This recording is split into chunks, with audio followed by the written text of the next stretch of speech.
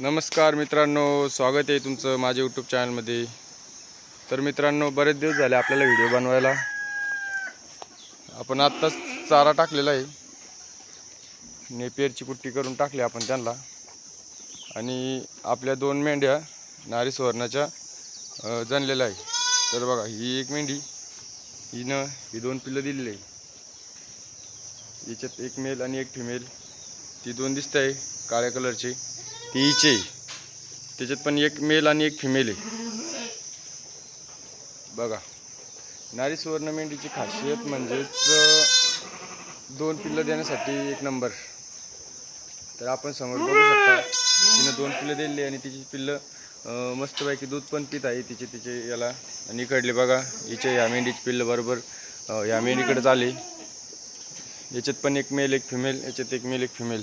तर माझं व्हिडिओ बनवण्याचा मुद्दा असा आहे की नारी सुवर्ण मेंढी पालन जर आपण केलं तर फायदा कशा प्रकारे होऊ शकतो। तर बघा, आपण बघू शकता ही दोन पिल्लं आहे आणि इकडे दोन तीन गावरान मेंढे पण जणलेले आहे। कोकरात त्यांची मोठाली झाली, ती एक दिसतं ते शेजारच्या मेंढीचं कोकरू आहे। ते तिने एक पिल्लू दिलं, ते आता एकच देणार। गावरान मेंढे आहे, काही गावरान मेंढे दोन पण देतात, पण शक्यतो या अशा साईजमधल्या इतकी बारीक साईज आणि दोन पिल्लं नाही देऊ शकत। हे फक्त नारी सुवर्ण मेंढी पालनामध्येच होऊ शकतं। तर माझा व्हिडिओ बनवण्याचं कारण मुद्दा असा आहे की आपण जर नारी सुवर्ण मेंढी पालन जर केलं तर आपल्या जवळपास तुम्ही 10 नारी सुवर्ण मेंढ्याचं गणित धरा। 10 नारी सुवर्ण मेंढ्याचं गणित आणि 10 नारी सुवर्ण एका वेळेस जर वेल्या तर त्यांची 20 पिल्लं होतील। हे 100% खात्रीशीर म्हणजे होणारच, कारण की त्यांचं पिल्ले देण्याची क्षमता ही चांगली आहे, त्यांना दोन पिल्ले होणारच। आता उदाहरण घेऊ शकता, ही दोन मेंढ्या जणल्या आत्ता, हिची पण साईज बघा बारीकच आहे। दूध पण पुरतं असं नाही की दूध पुरत नाही, दूध पण त्यांच्या पिल्ल्याला पुरतंच। आत्ता ही काल जर वेली, काल का परवा रात्री वेली ही, आणि हिला 2-3 दिवस झाले। दूध पण पुरतं, पिल्लं पण त्यांच्या याने पितात, त्यांचं पोट पण भरतं। तर त्यांचं गणित आपण 10 मेंढ्याच सांगतो, 10 मेंढ्याची 20 पिल्लं होतील। तसे तर आपण नारी सुवर्ण 10 सांभाळायला नाही पुरणार, जवळपास 40-50 असले तेव्हा पुरतील, तसे 10 पण पुरतील। गावरान मेंढ्याचं आणि याचं गणित सांगतो। ह्या घ्यायला तर थोडं अवघडच आहे, पण मग आपण शक्यतो दमाने बनवायला पाहिजे। बघा, पाणी पिण्याचं सिस्टम बरोबर, ती आता सवय लागली तर तिचे पाणी पित आहे। बघा, खालून तोंड घातलं की बरोबर पाणी येते बघा, म्हणजे तिला पण माहिती आहे की असं केलं म्हणजे इथं पाणी येतं आणि ते आपण प्यायला पाहिजे। कारण की मला तर वाटतं असंच पाणी ठेवायला पाहिजे शक्यतो। असं ठेवल्यानंतर अशी घाण वगैरे काही पडते त्याच्यात काही होत नाही। ही सिस्टम आपण असं केलेलं आहे, बाहेर टाकीमध्ये पाणी ठेवलं आणि इथं त्यांना ते बसवलेलं आहे, त्याच्यात ते ज्यावेळेस तहान लागली त्यावेळेस ते पाणी पितात। तर यांचं गणित सांगतो, 10 मेंढ्याचं 20 पिल्ले, साधारण आपण शक्यतो 10 ते 12 हजार रुपयाने एक पिल्लू पकडा, म्हणजे 20 पिल्लाचं आपले 2 लाख रुपये होतात एका वेताचे। 2 वेताचे 20 लाख रुपयांनी, 20 पिल्लाचे 2 लाख रुपये होतात। तर आपले 2 वेताचे जवळपास 4 लाख रुपये पकडा तुम्ही। 4 लाख न पकडता 3 लाख, आपला 1 लाख खर्च झाला, 3 लाख आपल्याला त्याच्यापासून प्रॉफिट मिळू शकतं 10 मेंढ्यापासून नारी सुवर्णाच्या। ते पण कटिंगमध्ये बोलतोय मी, कटिंग मार्केट जर आपण कटिंगमध्ये विकल्या त्याचा हिशोब सांगतोय। 10,000 रुपयाच्या पट्टीने आपण कटिंगला ते विकू शकतो। कटिंगला ते जातच, 3-4 महिन्यामध्ये ती कटिंगला जाणारच आहे 10,000 रुपयाच्या रेंजनी। तर 10,000 रुपयाच्या रेंजने आपण ते कटिंगला विकू शकतो आणि गावरान मेंढीच्या मुकाबले योग्य आहे। आणि ब्रीडिंगला विकलं तर जवळपास 15,000 रुपयापर्यंत मादी ही जातीच। 3-4 महिन्याची मादी 15,000 रुपयापर्यंत जाऊ शकते, याच्यापेक्षा महाग पण कमी नाही। पण आपण एक साधारण 15,000 धरले, पण आपण त्याचा विचारच नका करू ब्रीडिंगचा। आपल्याकडं कोणी ब्रीडिंगसाठी घेईल नाही तर नाही घेईल, पण आपण डायरेक्ट कटिंगला जर विकला तरी पण आपला फायदा होऊ शकतो। आणि याच्यामध्ये माझा प्लॅन चालू आहे. आता हे कोकरं वगैरे आपण विक्री करणार आहोत. जर कोणाला कोकरं खरेदी करायचे तर त्यांनी पण हा व्हिडिओ पूर्ण पहा. त्यांच्यामध्ये आपण पूर्ण तुम्हाला कोकरे आपण ते दाखवू. कारण की बरेचसे असे मोठाले झालेले आणि बाजारातून न घेता आपल्याकडून खरेदी करण्याचे फायदा म्हणजे सेट वगैरे झाले, सगळं काही व्यवस्थित डिवॉर्मिंग पूर्ण टोटल योग्य असं याचं मॅनेजमेंट झालेलं आहे.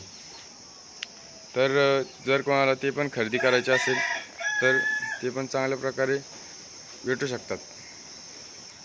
आणि आपण मेंढीपालन 10 मेंढ्या नारी सुवर्णाच्या आणखी खरेदी करणार आहोत. भली त्या मेंढ्या आपल्याला 2 पैशांनी महाग लागले तरी आपण खरेदी करणार, म्हणजे आपली ती कोकरे विकून ते पैसे वगैरे टाकून. कारण की यांच्या मुकाबले ते योग्यच आहे. याच्यात आपल्या नारी सुवर्णाची 3 मेंढ्या या 2 आणि ही पांढरी दिसती ती वेलेली, तिने एक पिल्लू दिलं. त्या पलीकडल्या कंपार्टमेंटमध्ये तिचं एक पिल्लू पहिल्या वेताचं, म्हणजे ते आता बरेच मोठं झालं. ते आता दूध तुटलं त्याचं, तर विक्रीसाठी आपण ते बाहेर त्याचं खुराक वगैरे लावून त्याचं मॅनेजमेंट चालू आहे. तर आपण अशा प्रकारे मेंढी पालन करू शकतो. आणि याच्यामध्ये मेंढी पालनाचं असं आहे की शेळ्यापेक्षा मेंढ्या परवडत्या. आणि मेंढीच्या जागेवर मेंढी योग्य आणि शेळीच्या जागेवर शेळी योग्य.